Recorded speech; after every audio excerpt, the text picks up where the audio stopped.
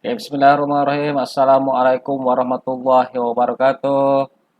Dan juga selamat sejahtera pada hari ini. Sains tingkatan 1, penggunaan alat pengukur kejituan, kepersisan, kepekaan dan ralat. Okey, mari kita lihat satu persatu. Okey, yang pertama, penggunaan alat pengukur kejituan, kepersisan, kepekaan dan ralat.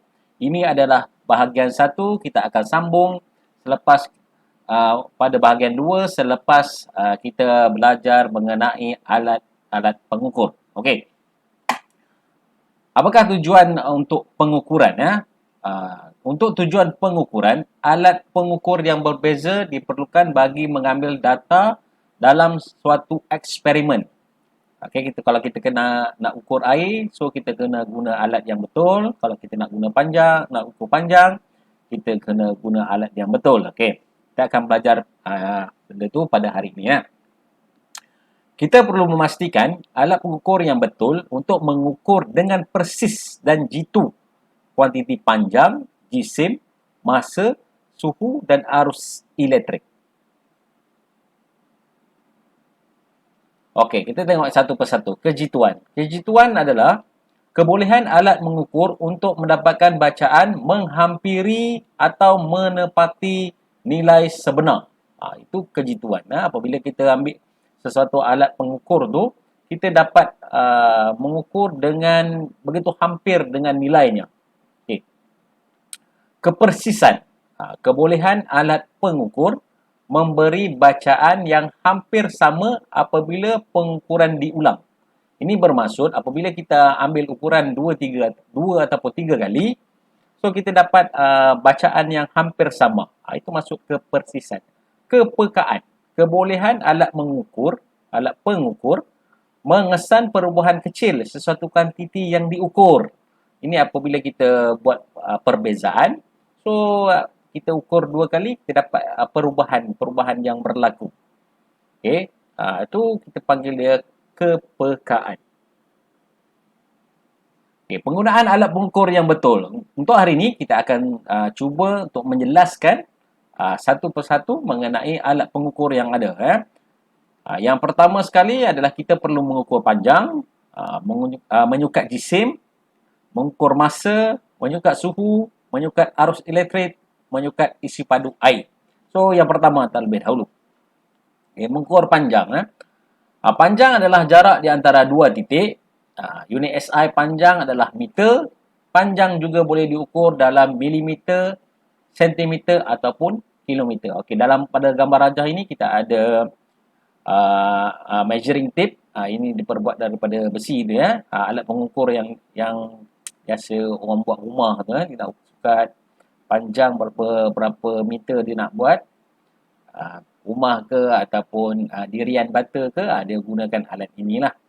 Ataupun kita nak ukur sesuatu panjang tu, kita nak gunakan pembaris pun boleh juga. Okey, mengukur panjang. Okey. Semasa mengukur panjang, mata hendaklah memerhati pembaris yang ada tu. Kita nak baca tu, mestilah berserenjang dengan bacaan untuk mengelakkan ralat parlak. Okay, ralat parlak ni wujud disebabkan kedudukan mata kita ambil bacaan tu dia tak betul. So kita kena ambil mata daripada kedudukan yang betul. So kita tengok dekat sini. Kalau kita ambil daripada sudut tepi kiri ataupun kanan dia tak betul. Mata mesti berserenjang, mesti tepat pada bacaan, tegak.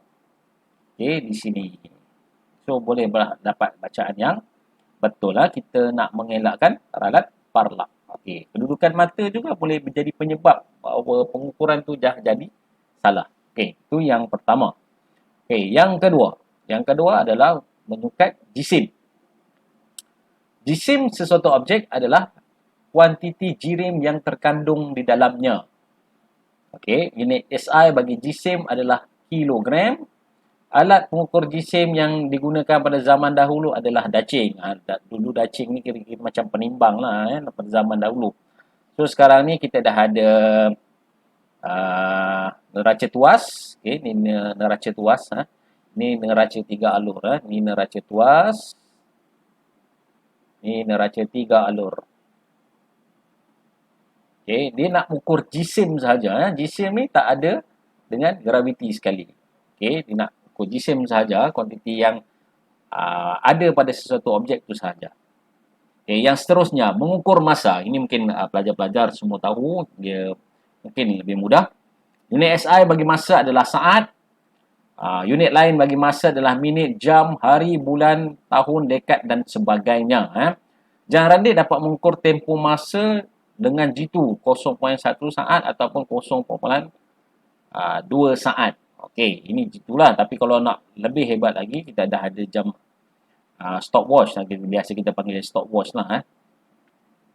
Lebih tepat saat yang ada lah. Ini mungkin Jam Randik ni mungkin lebih sukar untuk pelajar-pelajar nak memahami kerana dia ada senggat-senggatnya yang perlu dipelajari. Kalau kita gunakan stopwatch yang macam biasa tu, dia terus tulis pada nombor tu mungkin lebih mudah.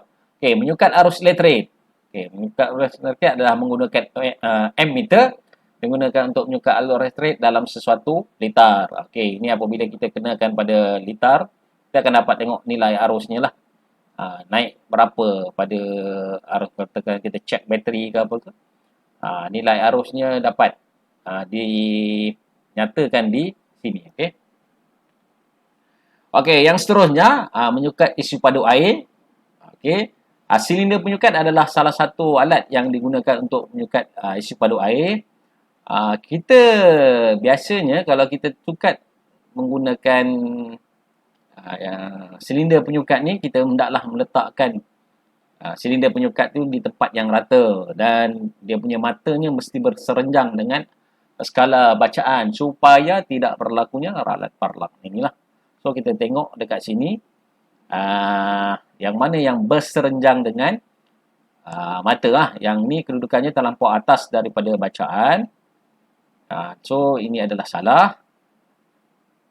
Yang ini terlampau bawah daripada bacaan. Ini juga ada salah. Dan ini adalah kedudukan mata yang berserenjang tepat pada nilai bacaan. Kalau untuk air, sukatannya mesti pada aras bawah air ini. Dia ada lekuk di sini. So, di bawah aras bawah ni, lekuk yang di bawah inilah adalah sukatannya yang betul. Okey, untuk seterusnya adalah menyukat suhu. Okey, termometer digital dapat memberikan bacaan suhu dengan lebih tepat dan jitu kerana dapat menyukat suhu hingga 0.1. Oleh itu, termometer digital telah banyak digunakan di klinik-klinik. Ini kita nak sukat suhu yang suhu badan. Kalau kita suhu bilik, kita gunakan termometer yang lain lah, termometer makmal. Ini adalah termometer yang digunakan di klinik-klinik. Dulu kita pakai yang ada bacaan senggat ataupun skala bacaan tu. Sekarang ni dah moden. So, kita gunakan yang digital. Okey, itu sedia untuk hari ini. Ini adalah bahagian yang pertama. Kita akan jumpa nanti dah bahagian yang kedua. Okey, sekian. Terima kasih.